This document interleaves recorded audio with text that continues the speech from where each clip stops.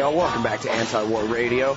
It's Chaos 92.7 FM in Austin, Texas. We're streaming live worldwide on the internet at chaosradioaustin.org and antiwar.com/radio. And in introducing today's guest, I need to start with an apology. I interviewed Glenn Greenwald, I think last Thursday, and the dang computers ate the interview. Believe me, I even had my computer genius friend go back digging through the raw zeros and ones trying to find the temp files on the darn thing. It's gone, I tells you. And I'm really sorry about that. For those of you who heard it live, you know it was a great one and certainly worth saving. But these things happen, and now we're going to make up for it by talking with Glenn on an entirely different topic. Very happy to introduce and welcome back to the show Glenn Greenwald. He's the author of How Would a Patriot Act? A Tragic Legacy and Great American Hypocrites. He's a blogger, a legal affairs blogger, and a former litigator. Legal affairs blogger at salon.com. The address is salon.com/opinion/Greenwald. And he's also the host of the brand new Glenn Greenwald Show at Salon Radio. Welcome back to the show, Glenn. Great to be back, Scott. Thanks. Well, I'm really happy to have you here. And, for the people who didn't get a chance to hear the show live last week, or even this week, and maybe they'll be listening to this on MP3 later, let's tell them a little bit about your new radio show. I have to tell you, it's so good. And in listening to your interview last Friday with the guy from the ACLU, I have to tell you, you're making me nervous, man.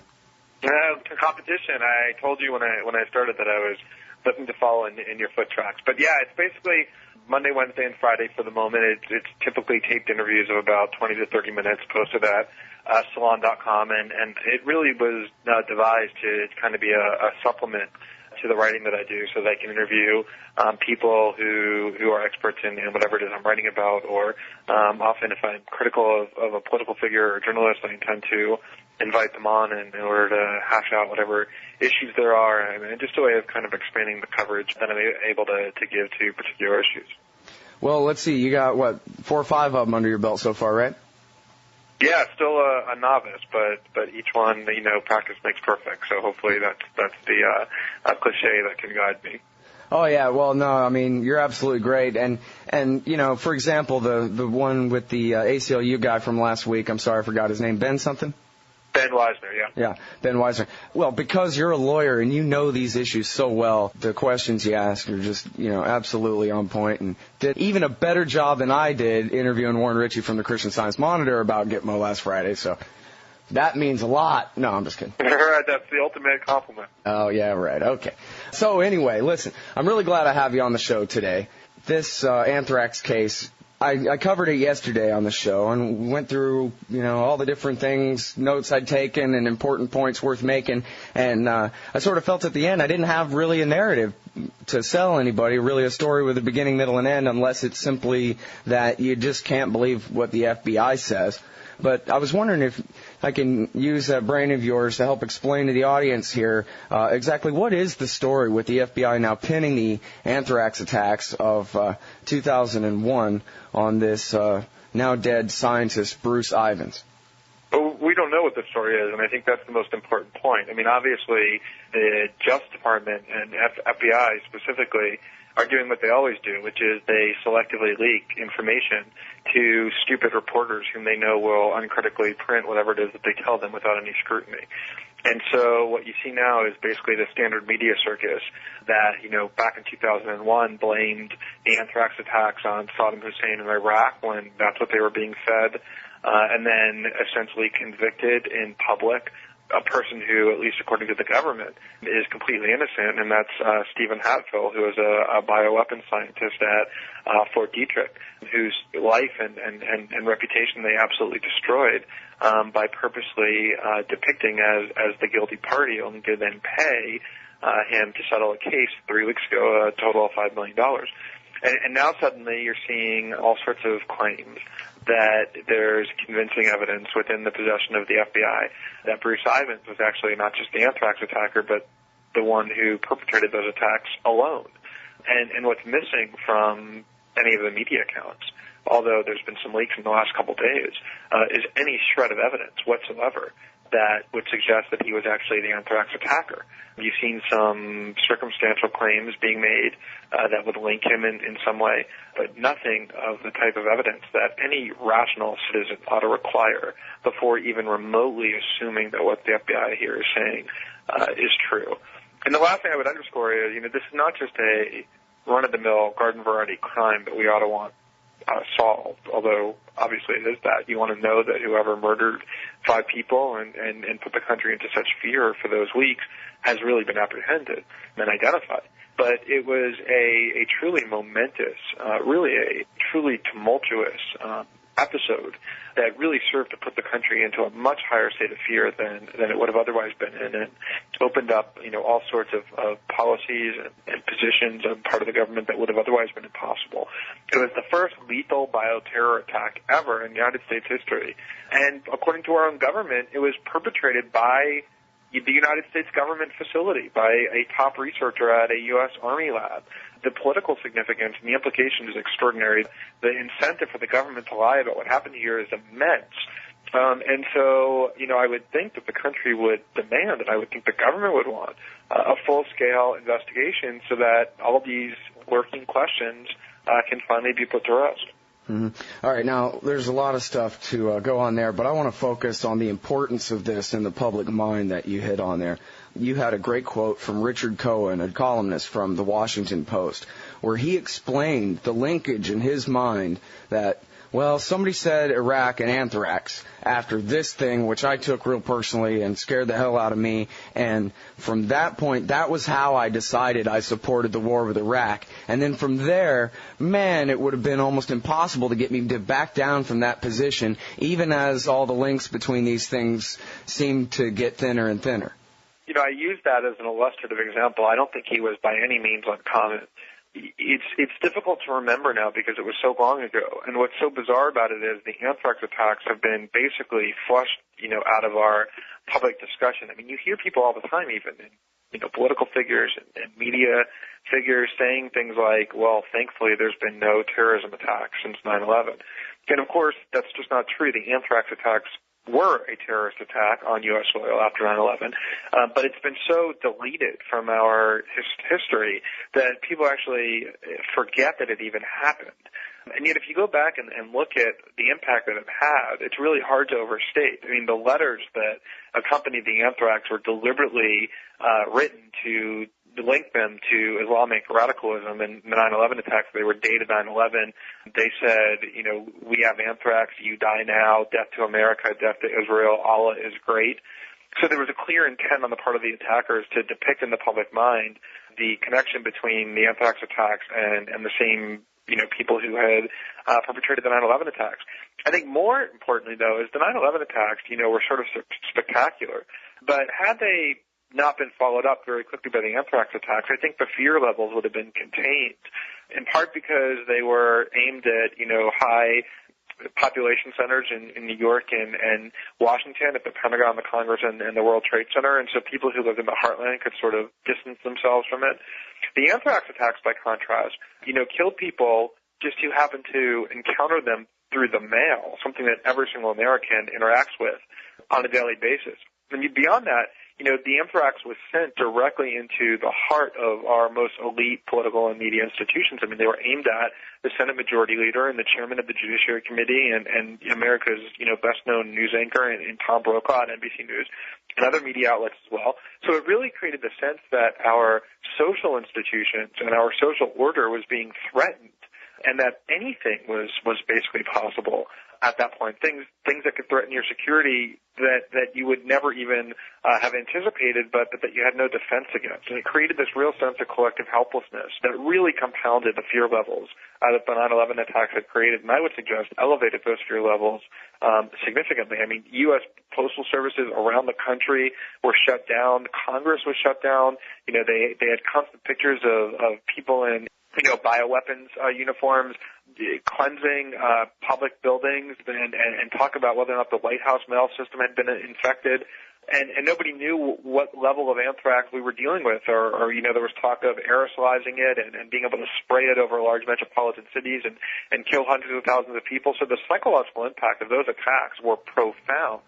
And the fact that, 7 years later, it's far from clear that we know who did it, but that the government itself is saying it came from the government is really remarkable if you think about it.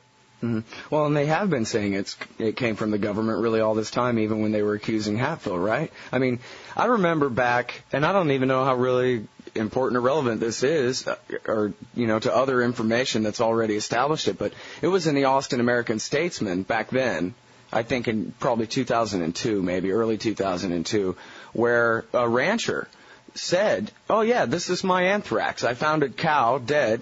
I threw it in the back of the truck, took it to Texas A&M, and then the reporter went to Texas A&M and talked to them, and they had sent it off to Fort Detrick Laboratory. That was the origin of this strain of anthrax, and that was publicly, part of the story from the beginning." Well, this is what is so interesting. I actually just interviewed for my radio show, and it's now posted, Congressman Rush Holt, who he was personally, affected as a congressman because his district in central New Jersey was apparently where at least some of the anthrax letters were sent, the mailboxes there were sent. Postal offices in his district were contaminated and closed. His office was one of the few on Capitol Hill where they found traces of anthrax and had to close it and decontaminate it. In addition, he's a physicist by training. He's a scientist. That's what he did before he went to Congress. And he also happens to be the chairman of the Select Intelligence Oversight Panel that is charged with overseeing intelligence investigations, which the anthrax investigation is classified as being.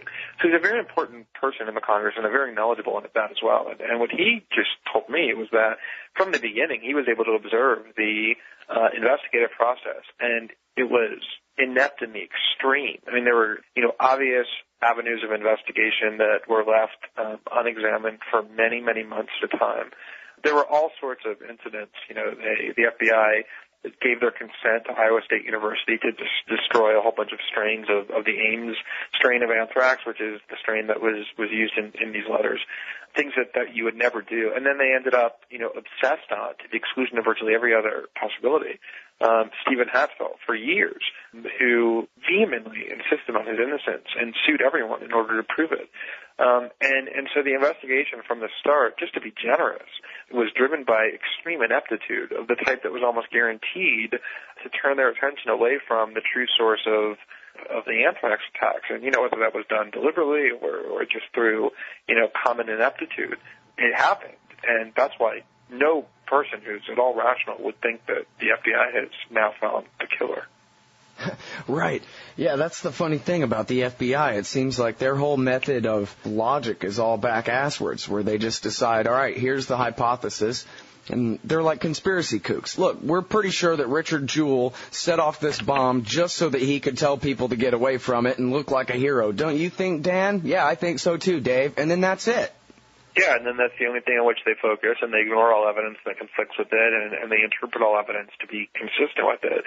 That's exactly what Congressman Holt just said about how they have conducted themselves in the anthrax case, and he mentioned the Richard Jewell case as well to suggest that this is par for the course on the part of the FBI. And, again, you're talking here about the highest profile cases. I mean, the anthrax attacks, there couldn't have been a higher priority of the FBI than finding the anthrax killer, and yet the way in which they went about it almost seemed as though it was designed to ensure that the actual perpetrators were never apprehended. I mean, there are all sorts of, still unresolved questions. I mean, there's a matter of a letter that was sent to FBI headquarters after the anthrax letters were sent, but before they were publicized or before they even arrived, blaming an Egyptian scientist at Fort Detrick, who was no longer at Fort Detrick, but used to be, calling him a potential biological terrorist, basically displaying extreme knowledge about what the work he did at Fort Detrick was, who he was,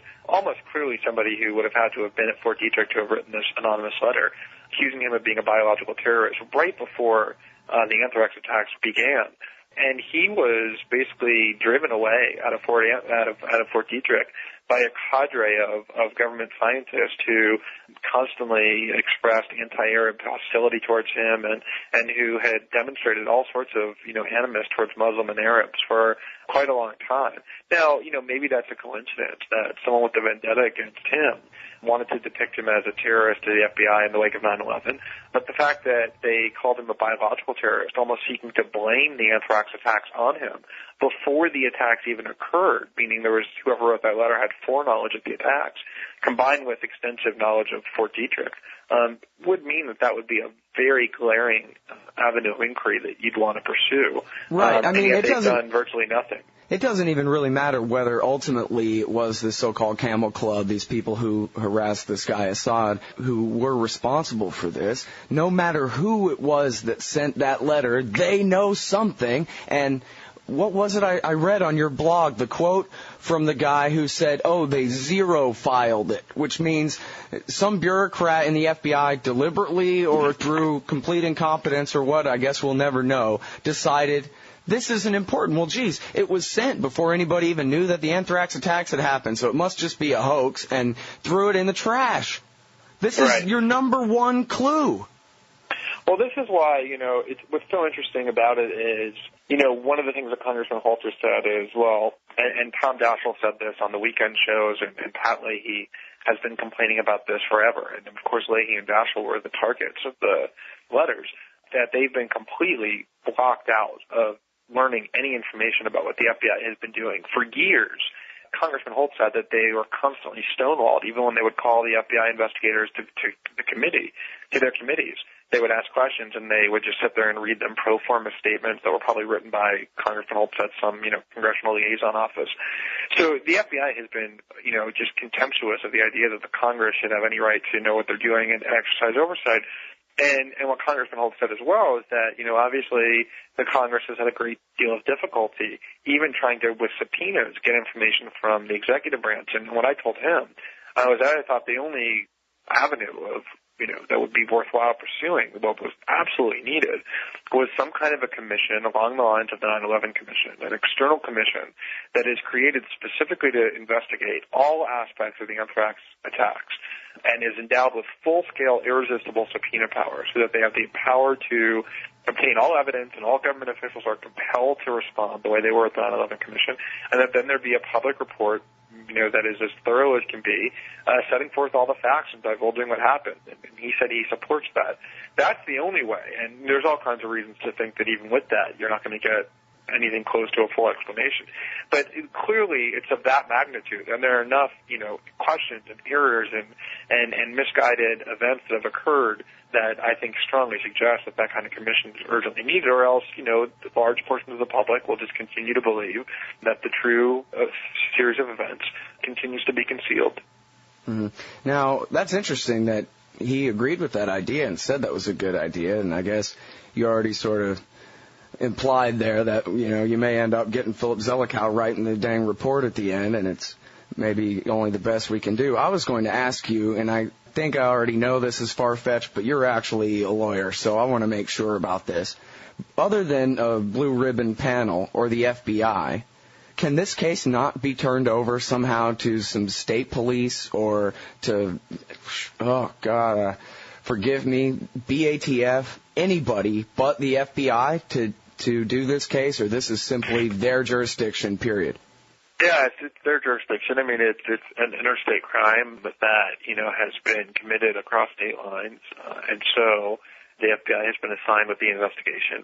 And, at this late date, no one is going to take away jurisdictional authority to investigate this crime from the FBI. I think what's needed is an independent body to go in and really scrub clean what the FBI has done from start to finish, and to look at things that the FBI hasn't considered or hasn't looked at or hasn't explored in order to find out what happened. I think it should include questions about who was trying to link the anthrax attacks to Iraq early on in order to depict in the public minds that Iraq was this grave and existential threat, and what role the government played in that, to why they pursued Stephen Haskell to the exclusion of all else, to all of these clues that they seem to have been very uninterested in following up on, and the destruction of other information and evidence that is forever lost. So, it would be a really thorough and comprehensive scope of inquiry that is needed.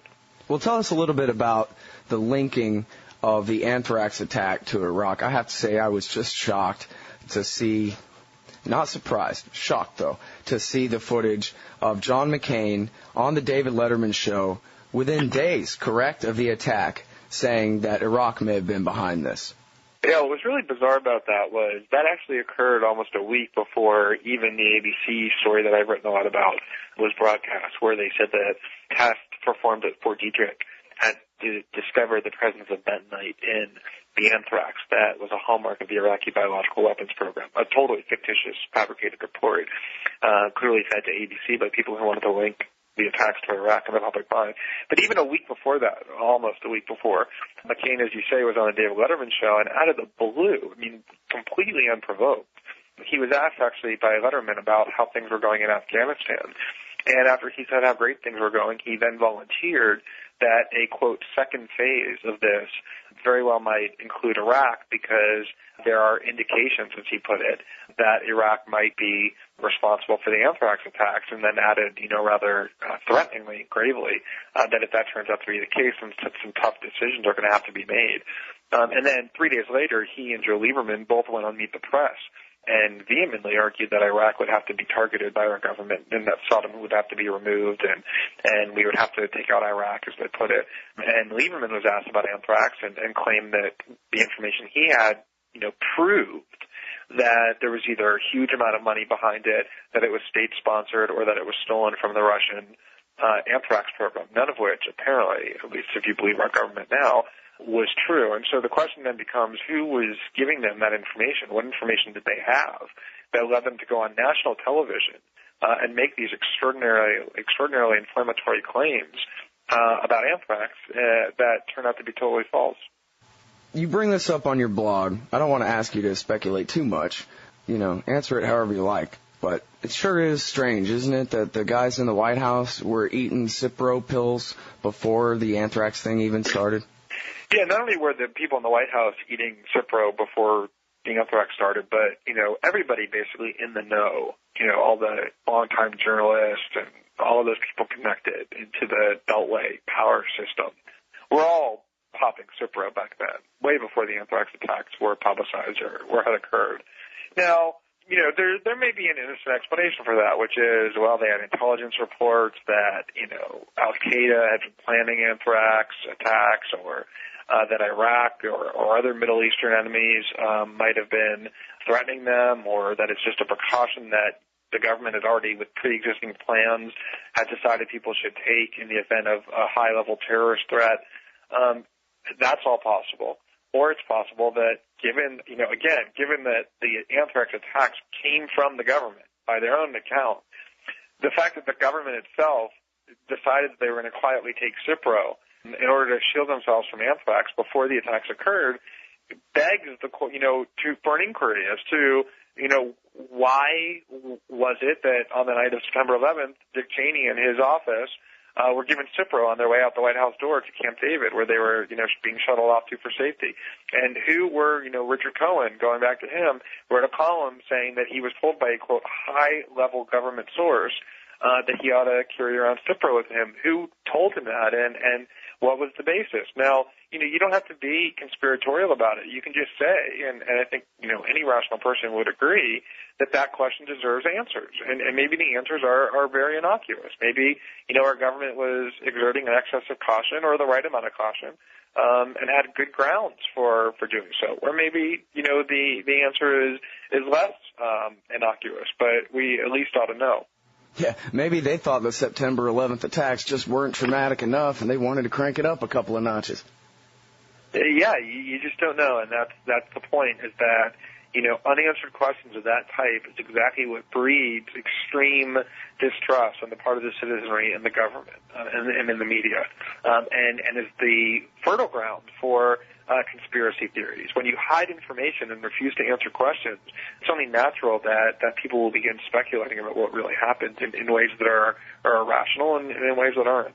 Right. And especially when, this administration has been so overtly manipulative. I remember I laughed at them. I shouldn't have. I should have taken it more seriously at the time. But I remember seeing the picture in Newsweek of the extremely concerned, all very professional class looking East Coast, Washington, D.C. type people in the Home Depot with their arms full of duct tape and plastic sheeting as the Bush administration was threatening that Saddam Hussein was going to fly his balsa wood and string remote-controlled planes across Jordan, Israel, the Mediterranean Sea, the Atlantic Ocean, and spray them with anthrax on the East Coast.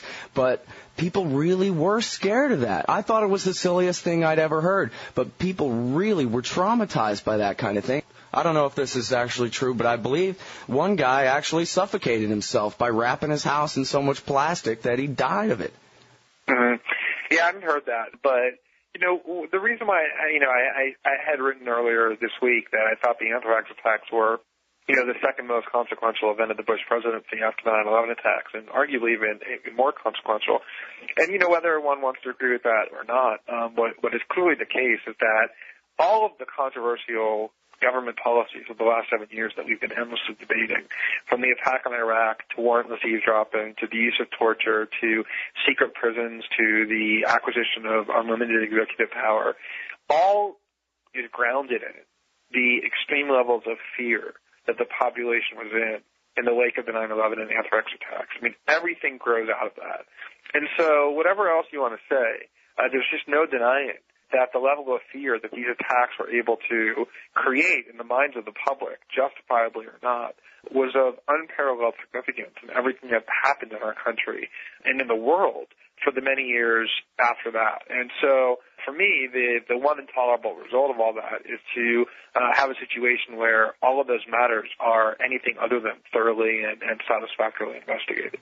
Mm-hmm. And, it really doesn't take a conspiracy theorist at all. Robert Higgs has a great book called Crisis and Leviathan, which just simply shows that every time there's a crisis, he calls it the ratchet effect. Government gets bigger, more powerful, more centralized, rights get fewer, more narrowly defined, and it never quite goes back to the way it was before the crisis. Yeah, I don't think that's a controversial proposition that, in times of high levels of fear and threats, people seek out greater protection. And that means greater protection from the government. And the way you seek out greater protection from the government is by giving it more power and relinquishing more of your rights. And, that formula is universal. And as you suggest, the government, by its nature, once it acquires additional power, gives it up very slowly, if at all. And so, the idea that a political leader would want its population to be in fear is something that I would say most political scientists would, readily accept without much debate. Well, after all, they are ultimately our security force. Their entire basis is in fear of what might happen if they weren't around to protect us. Yeah, that's exactly right. The more fearful you are, the more you need them. The more power you're willing to give them, the less scrutiny you're going to demand of them, and the fewer rights you're going to demand for yourself. That's just a basic, formula of how human nature works. All right, everybody, it's Glenn Greenwald from Salon.com, and your blog entry this morning is the FBI's emerging leaking case against Ivins, and I think it may very well be established in many people's minds, Glenn, that, well, this guy was some kind of weirdo and some kind of murderous psycho, and I'm not exactly sure, but I heard that he was up to no good and that it was probably him, right, and that kind of thing. And I really like your focus on the media coverage of this, not just what they're saying, but the content of what they're saying, but the fact that they're saying it and how they're saying it and what they're saying and how they correct themselves and all these media criticisms that I really enjoy. So could you please share with us, I guess, some of these leaks that seem to be pretty frivolous? They sound very shocking on their face. Something's terribly wrong with this guy. But when you examine some of the accusations against him, such as his state of mind, his secret P.O. box, and his obsession with these sorority girls and all these things, it turns out to really be a lot of smoke and not much fire.